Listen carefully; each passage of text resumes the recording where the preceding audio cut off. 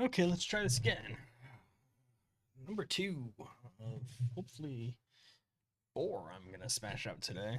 If not, I'll have to do 1 or 2 tomorrow, but I can definitely get through this one. If not, 1 more after this, maybe 2. We'll see how they go. So here we go. Okay, today we're going to talk about CSRF. Right, so I got a scenario here, and we're going to continue to use bank here, right, is a way that it kind of probably makes sense to run through this stuff for now.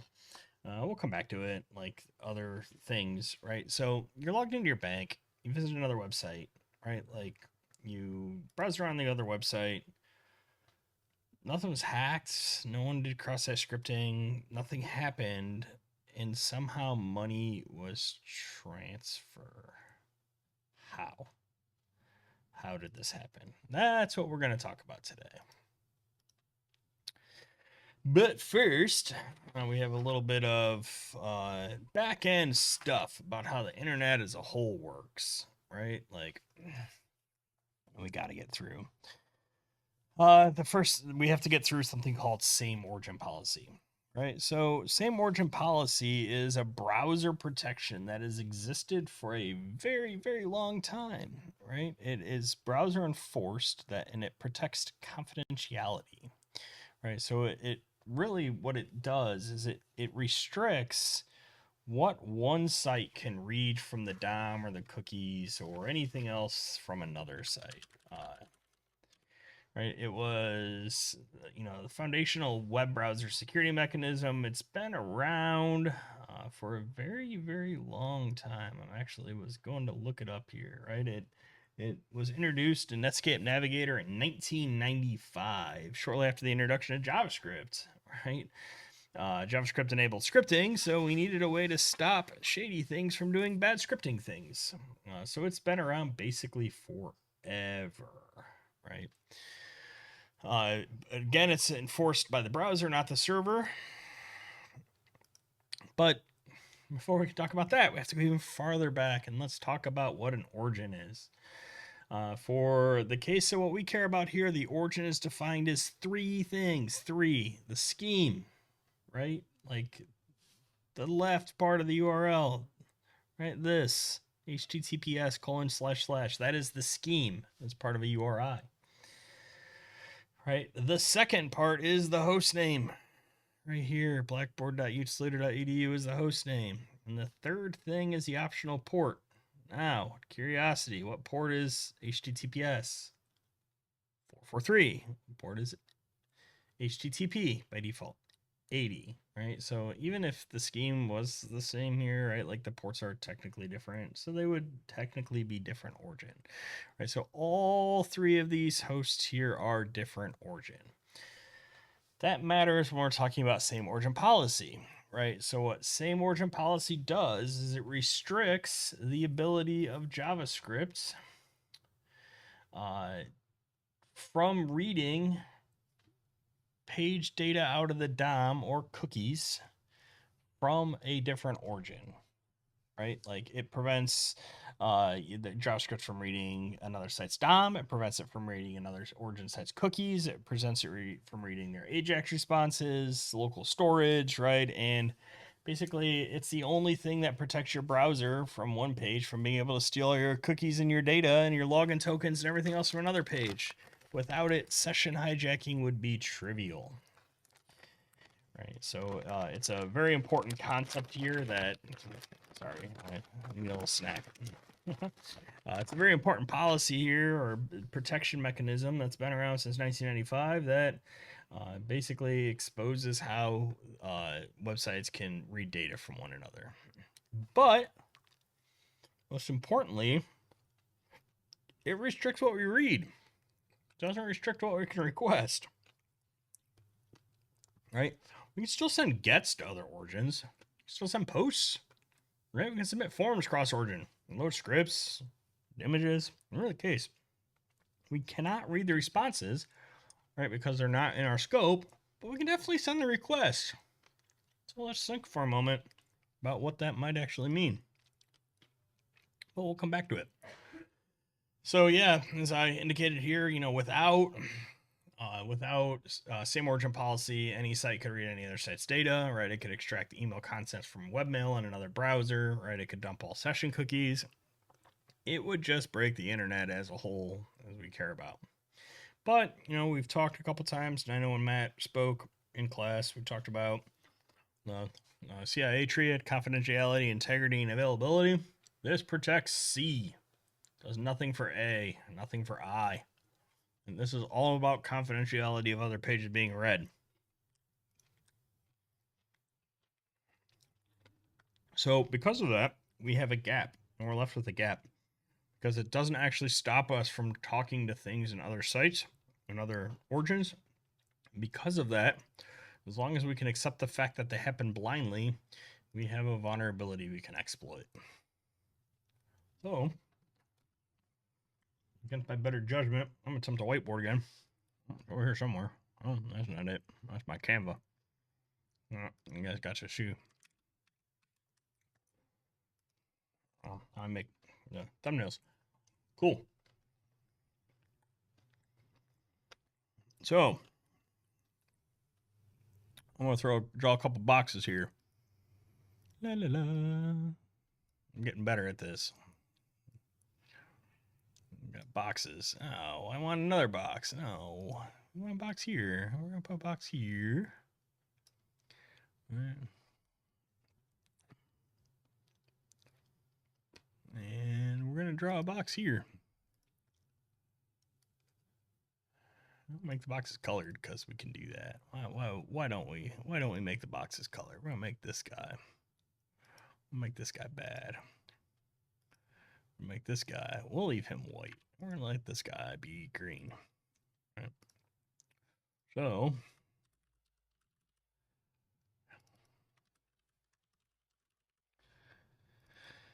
we have this, right? Or, nope. Cool. So if we do this, then we're good here, right? So we have some login stuff happening here, right? So bank is talking to, and I'm gonna go to my little drawing pen now. Nope. I don't want AI. I want you. I don't want highlighter. Give me pen. I'm gonna go with purple because purple sounds fun, right? So user logs in to website here, right? Like it's cool. I'm gonna log in, right? Like send a request. All right, we're just gonna call log because writing is hard. We get back responses, right? Like maybe everything's good, then it's gonna like, okay, I want the balance, and then we're gonna get the response back here, right? And then it's gonna be like, you know what, I'd like to transfer some money back to an account, and it's gonna go, yeah, no, that's cool. Let's go ahead and send some money. All right, so let's label some of these things, right? So we're gonna do response.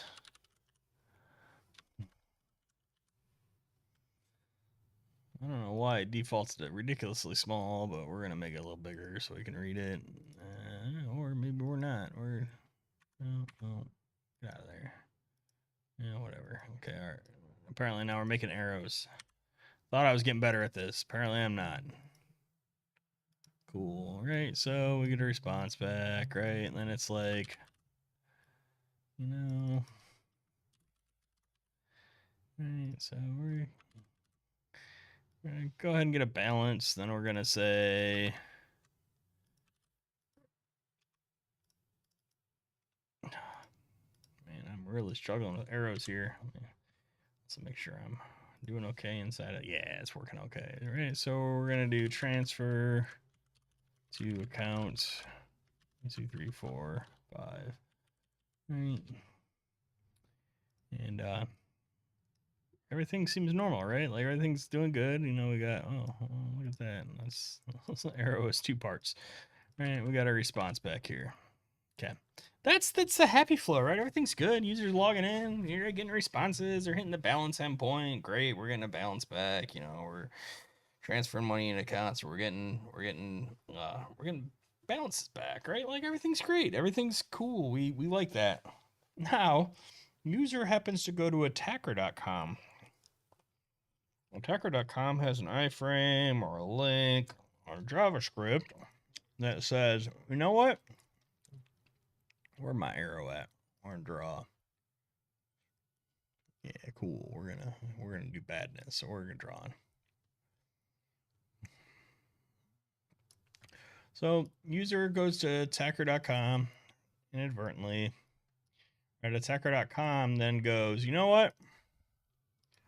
I'm gonna go ahead and transfer to account 1337. And of course it's 1337, right? Like that's attackers, so of course are gonna use leet, right? So attacker.com then sends a request to bank.com.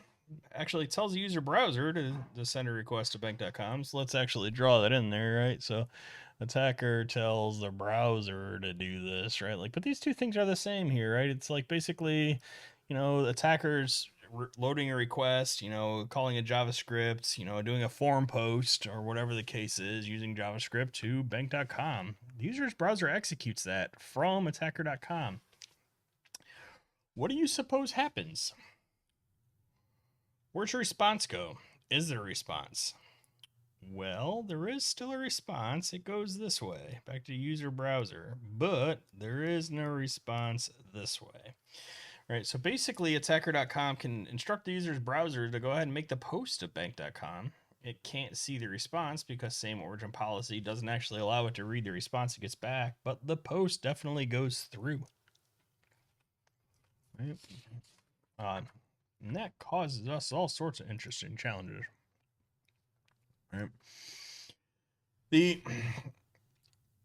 In the back end, what happens is the post will go through, and if there's no protection in place, the transfer will happen. The user will be completely invisible to it. Maybe they get a timeout error inside of attacker.com. Who knows? Whatever. All right. Like maybe they don't. Maybe it gets caught on the back end with JavaScript. But the moral of the story there is that as long as a person knew and they were new around the site, bad things happen because the user is instructed to do it. So what happens? Well, the user happens to send authentication tokens. They happen to send all the things that they normally send. They send cookies. They send they have access to local browser storage, right? Like all the things that normally happen actually happen. And that is a concept we call, okay, I'm ahead of myself. Yeah. I'm ahead of myself, but we're gonna go here, right? So this is what normally happens, right? Like normally attacker makes the user request bank, the reply is blocked, right? But cross-site scripting forger, cross-site request forgery says we can't read it, but we can still send the request, right? So did I actually put us in the right mode here? We're looking at the slides. We are. So CSRF is cross-site request forgery, right? It is a vulnerability where attackers cause the browser to do unintended action, right? Usually the victim's authenticated on the site. And this is really, really common as an attack type. I used to write it off as if it was nothing until I understood more about how it works. It is especially chained with things like other attacks. It's a very, very valuable attack type if not protected against. So why does it work? Well, it works because, the browser tries to be helpful, right? So it will send all this stuff on our behalf, right? The server assumes because it got it from the same browser, it doesn't know that attacker instructed the browser to do it. So it's like, hey, I'm just helpful website. I'm helpful browser. I'm going to go ahead and send all your stuff. And the server is going to go, yeah, nope, you good. Right? You have all of our authentication tokens. So clearly you're the same user. So things execute. Typically this requires that the user is authenticated, right? And they have the session cookie or whatever the case is, right? And there are some mechanisms that can prevent this from happening. It relies on us being able to cause a cross-origin request. There are some defense mechanisms that we can use to protect against it that we'll talk about in a couple minutes, right? But back to our whiteboard. Basically, this is the attack flow, right? Like we've got the user logs in, they happen to hit a website somewhere else. Could be a local browser page, could be whatever the case is. All right, and that local browser page actually causes the bad thing to happen there, right? So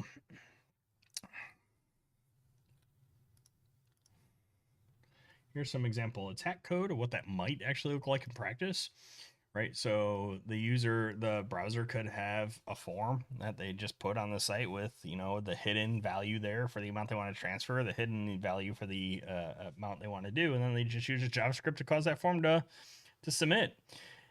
Maybe they even hide that form via CSS, right? So form's not even visible.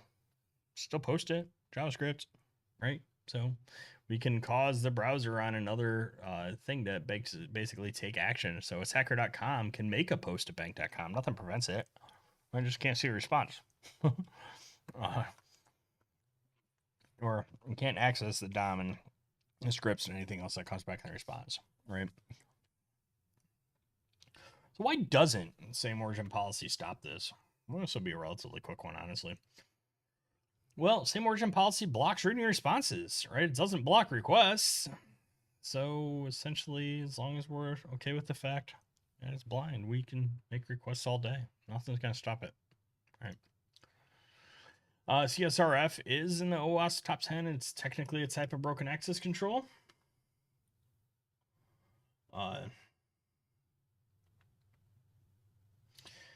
The CWE there is 352. The common weakness enumeration is cross-site request forgery. It's got its very own methodology or thing. Right, so how does this differ from cross-site scripting? Well, cross-site scripting is largely focused with malicious scripts, right? Like whereas CSRF usually it forges legitimate requests. It could be via malicious script, but it's not being injected into the user's browser in a malicious sort of way like a cross-site. Right, cross-site scripting, typically we use it to steal data. Like we want to use it to steal session tokens and other things. With cross-site request forgery, we just don't care. We're going to blindly make the request and the action will take place. Right, action is the key word there. Right, cross-site scripting breaks confidentiality. Right, same origin policy protects confidentiality. So cross-site request forgery breaks integrity. Right, and so XSS is an injection flaw. It allows us to inject stuff into the pages, whereas CSRF is a trust flaw. So how do we stop this? Well, we'll talk about it more. Actually, probably in the very next lesson I record, we talk about it more. The typical primary method we use to solve this is something called a CSRF token. So what happens is the server generates a random on that transfer page, right? So go back over to my slides here, my whiteboard.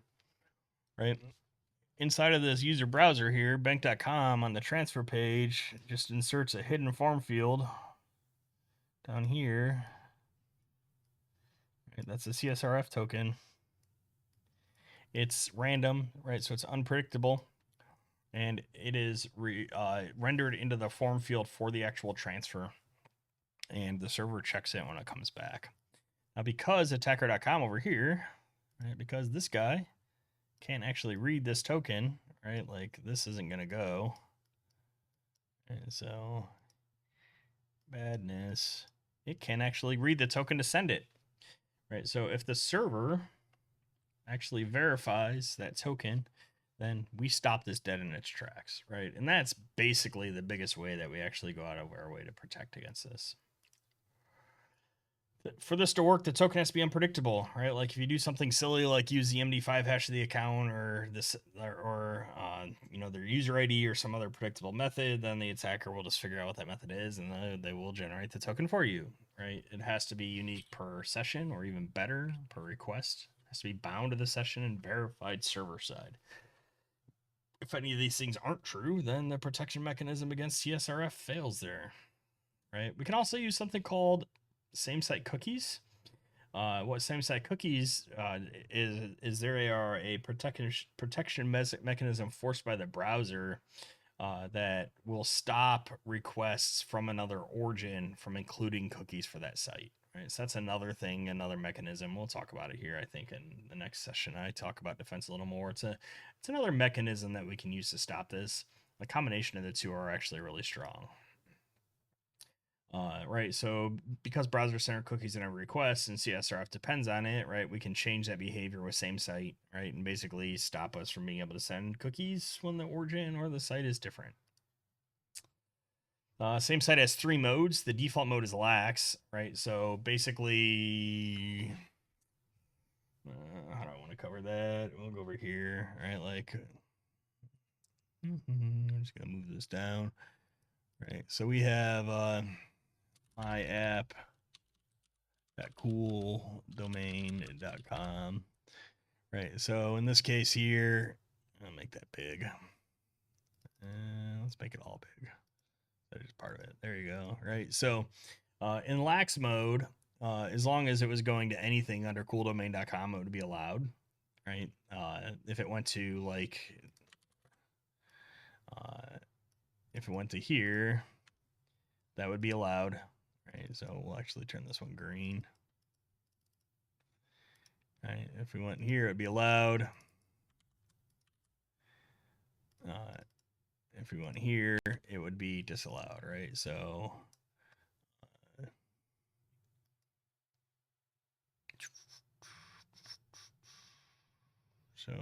starting from here, this one is good. This one is not good. And then this is lax.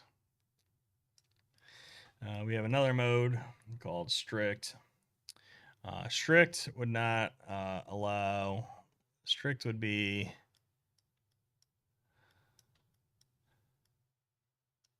strict would not allow either. Right, because the entire domain has to match. And then there's none, which makes cookies get sent on all requests. Most modern browsers, and we'll talk about this when I get to the page here on CSRF inside of DVWA, because we can't actually demonstrate this reasonably because of same site origin requests. So I'm just going to show you the source code and why it works, because I can't actually demonstrate it because browsers protect against it these days.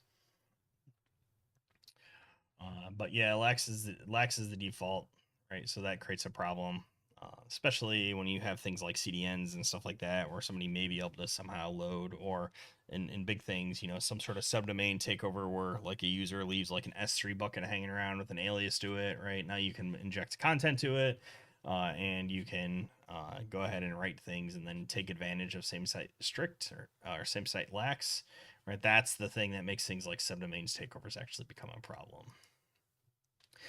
So we want to talk about defense in depth here a little bit, right? Like in a defense in depth mechanism, right? Like we want to make sure that we have a CSRF token. That is our primary defense against this, right? Like same site alone, typically I would not recommend, right?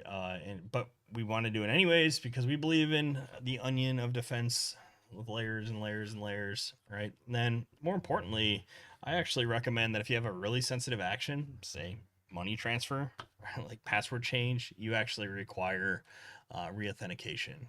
Have you ever seen sites do require reauthentication when you do sensitive actions? They're actually trying to stop CSRF. It's a very effective mechanism to prevent it. We want to do origin and validation on the back end if we can at all. Like that is an option. It is sent as a header. Typically, and then we want to keep session lifetime as short as possible, even if we have something like a refresh token, because we don't have access to the refresh token, we can't actually force that refresh, right? Like, so we have very limited ability to make this happen. If we require the user to go through some sort of flow that reauths them, then that post won't do that. It won't run the JavaScript typically, so we tend to be safe there.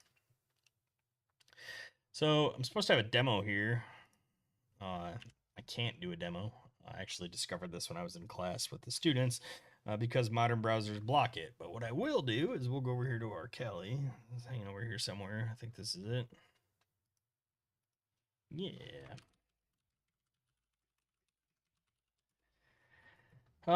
So we have our CRF page here, right? So in theory, what I'm supposed to do is I'm supposed to make a browser on my desktop or a page on my desktop, and I'm supposed to make that page call over to here, right, and do that, right? But however, what we can see is that even on low, if we view the browser request that came for the CSRF page on low, the response headers, they just don't have a same site header, right? Like we're just not setting one. So as a result of that, like the default mode is these days it's set to lax, right? So because I would not also be on kd8bfn.org, it won't work, right? Like in under modern browsers, it's actually a pretty reasonable. Well, actually, it will work. Let me try it. We'll try it. We're gonna see what happens here. There's no harm. Um, um,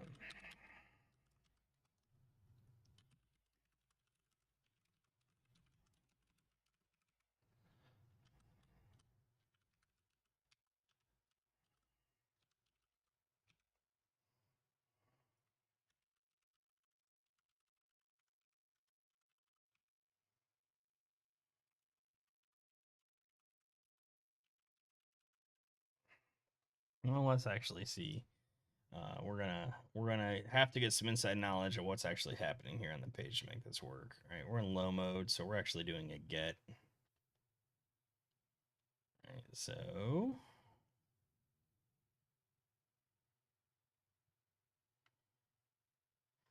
we need two parameters: password new and password conf. Okay.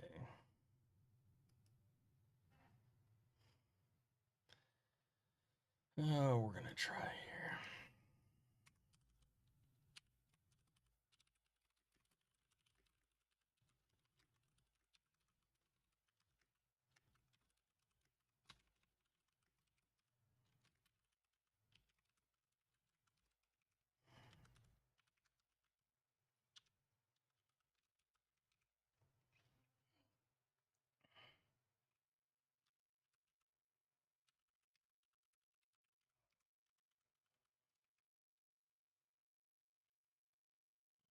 What are our password new and password conf?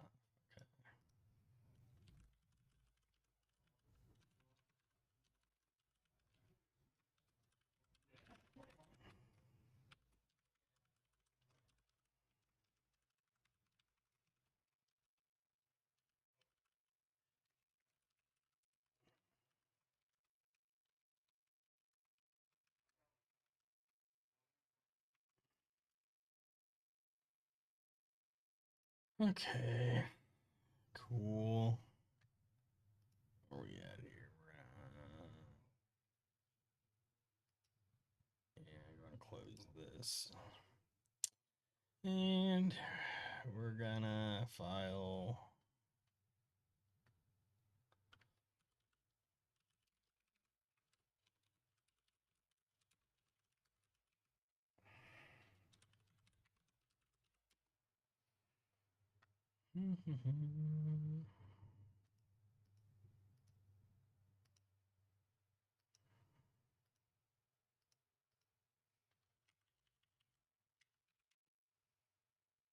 I'm gonna click here. What happens? Hey, we end up on this page. Interesting. It seems to have not worked. Let us investigate. Sometimes we did do a get. Like, we do have a request. Oh, we only set password new. That's not right. That's cool. HTML's broke. I should have had this done before we started, but I didn't. Right? Well, that's why. Don't need spaces or quotation marks, right? We're just gonna do that. That's cool. We do need that. That's cool. Helps to get your HTML right. Should have wrote this before we started. Reload the page. We're gonna click here. No, still no. What happened this time?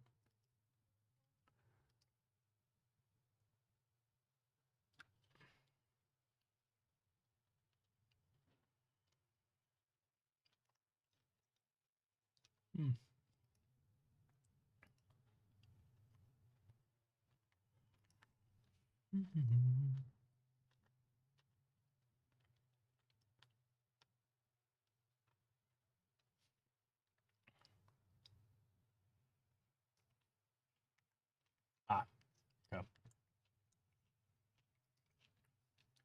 with something.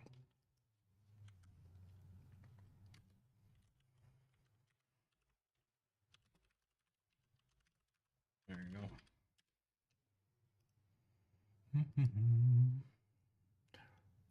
Now, in this case, because we're doing it via link, it's actually going to take us to the site, but it'll actually demonstrate to us that it happens. In a real thing, we'd probably use some sort of JavaScript to do this, and it would just happen on the background. You wouldn't even see it. Password changed. Right, so we sent them there, and again, in this case, because it actually, you know, we loaded the page completely, we can see it happen. But this is technically a CSRF, right? If we did that via an iframe, we may not be able to see the response, right? There's a bunch of other things we can do here to hide the fact that that actually happened. Let me.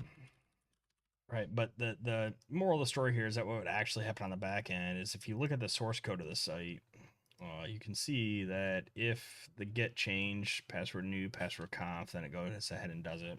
Again, this is a case where I don't think DVWA does a great job. Like from a teaching mechanism, I'd much rather see this be a post, right? And because if it was a post here, we would have you know more ability to more easily hide that using JavaScript.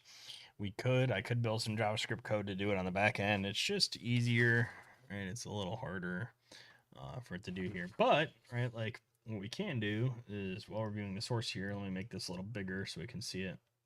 So we can see actually on the low, and in the class I went through with a lot of the other kids here, right? So on the low side, right, we're just doing, you know, get parameters. On the medium side, we're actually checking to see if the server, right, like we actually do some checking, right, which makes it a little harder. It's still possible to do it. In this case, I'd probably chain it from an XSS on one of the other pages. Over here, right, like we're actually adding some tokens, right? So there is some amount of CSRF protection, I think, happening here. Yeah, it's probably guessable in this case, right? We're doing some other nonsense there to try to do it, and then impossible. In theory, it should be not possible to do it. We typically are generating a session token in that case, and we're going to verify the session token. The session token actually has to be in the.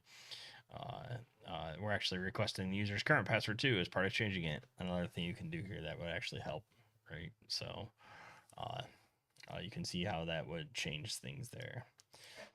Right, again, this is a really common vulnerability. It's a little hard to talk about, right? It's a little hard to show, right? Because modern browsers actually hide it pretty well.